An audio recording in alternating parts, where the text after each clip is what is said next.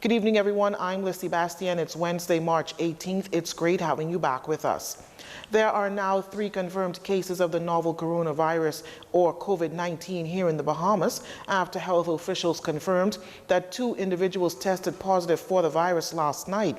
Prime Minister Dr. Jcntvnews made the announcement in the House of Assembly just this morning, just before laying before the House Emergency Powers COVID-19 Regulations 2020.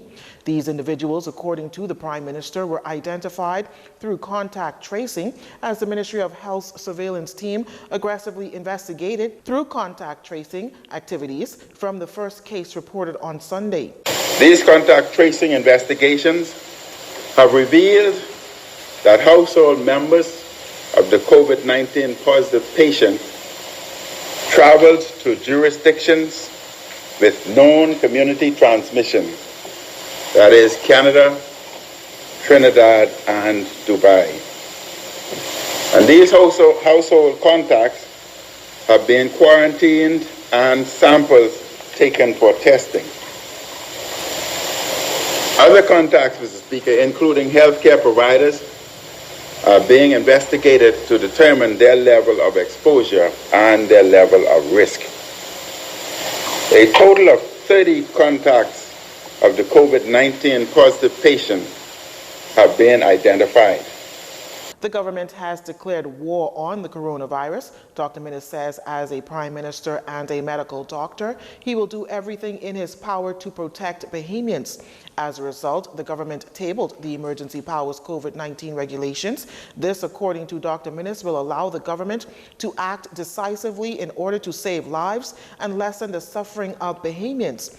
Measures in this legislation will give health officers who have reasonable grounds to believe a person is or may be infected or contaminated with the virus and believe that there is a risk the person may infect or contaminate others, the ability to order such a person to be detained for screening and assessment.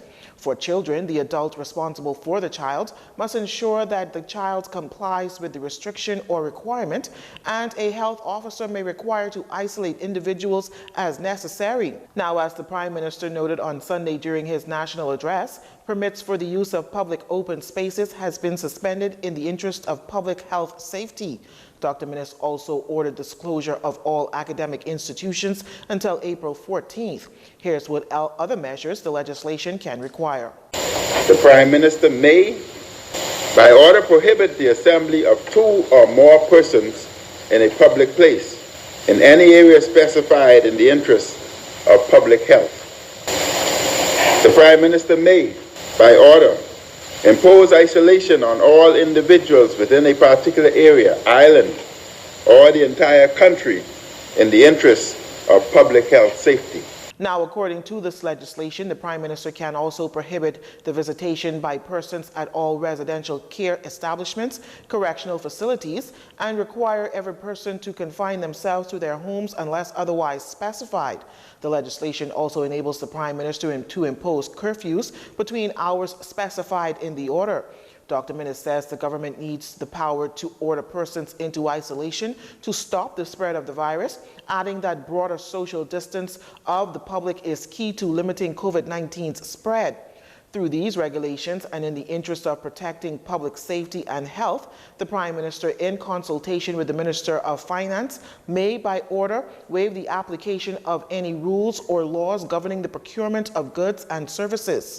The Minister of Finance, Mr. Speaker, shall, within 6 weeks of the expiration of the proclamation of emergency, lay a report before the House of Assembly detailing such as the total expenditure of the goods and service procured. This is to ensure, Mr. Speaker, again, transparency and honesty. He would also report Parliament detailing the supplies of the goods and services procured, the reasons for the use of the suppliers of the goods and the providers of the service. Well, Health Minister Dr. Dwayne Sands says the country presently has 750 COVID-19 test kits available. In his address in the House of Assembly today, Dr. Sands says thousands more are on the way as testing will only take place in New Providence. We have enhanced testing capacity And we can confirm that we have an additional 750 test kits in country at this time. And we have ordered an additional 5,000 to 6,000. 750 in country. And we have ordered an additional 5,000 to 6,000. We have tested suspected cases and close contacts of confirmed cases. And we have seen to it that we have had enhanced collaboration between the public health system and the private sector for enhanced treatment capacity and the installation of a modular unit at Princess Margaret Hospital. Mr. Speaker, the steps we take now and in the days ahead will determine the degree of spread of coronavirus in the Bahamas. We all have a role to play. Dr. Sands says today begins the contact tracing after the confirmed cases of 3 individuals who contracted the virus. He says these household contacts have been quarantined and samples taken for testing. He adds that other contacts, including healthcare providers, are being investigated to determine their level of exposure and risk. Today begins the contact tracing after the confirmed cases of 3 individuals who contracted the virus. Dr. Sands reiterated the need for the public to maintain distance of at least 3 to 6 feet, disinfect surfaces, wash hands with soap and water, and avoid unnecessary travel. Deputy Prime Minister and Minister of Finance Peter Turnquest listed a compendium of economic measures government will implement to combat the aftermath of the coronavirus on the country's economy. In the House of Assembly today, Mr. Turnquest says the country is already starting to feel the impact of COVID-19 as hotel occupancies have fallen, cruise ship arrivals are on a 30-day hiatus, and as hotel workers are being asked to take unpaid or vacation leave. But he says the economic safety measures put in place will help to mitigate the negative impact. However, in addition to the nearly $5 million we have already earmarked for healthcare response, we are allocating up to an additional $11 million to cover detection, isolation, treatment, and other COVID-19 mitigation activities.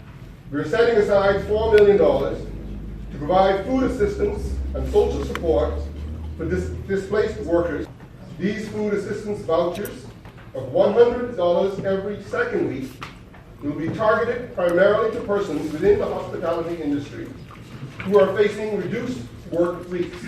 The government is allocating $10 million to provide for a temporary unemployment benefit administered through the National Insurance Board for self-employed persons working in the tourism industry. Under the normal provisions of the National Insurance Board scheme, individuals who contract COVID-19 or are quarantined because of exposure or suspected exposure will be eligible for sickness benefits.